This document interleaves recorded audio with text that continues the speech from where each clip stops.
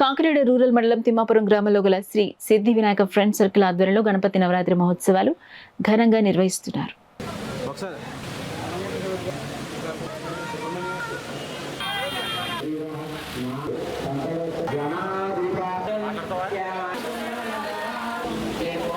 తాతాజీ గారి ఆధ్వర్యంలో వస్తూనే ఉంది. ఈ యొక్క స్వామివారిని ఈరోజు దర్శించుకోవడానికి మన ప్రీతమ నాయకులు కాకినాడ రూరల్ జనసేన ఎమ్మెల్యే శ్రీ పంతం నానాజీ గారి తనయుడు యువ నాయకులు శ్రీ పంతం సందీప్ గారు ఇక్కడికి ఇచ్చేసి ఈరోజు మా సిద్ధి వినాయక స్వామివారిని దర్శించుకోవడం జరిగింది. వారికి ఆ సిద్ధి వినాయక స్వామి వారు ఎల్లవేళలా ఆయుర ఆరోగ్య అష్టైశ్వర్యాలు కూడా చేకూర్చి ఉన్నత శిఖరాలకి వారిని ఎక్కించాలని మరి మనస్ఫూర్తిగా కోరుకుంటూ, అలాగే ఈరోజు మా సిద్ధి వినాయక గణపతి గారి గుళ్ళో కూర్చోవడానికి శ్రీ ఎలుబండి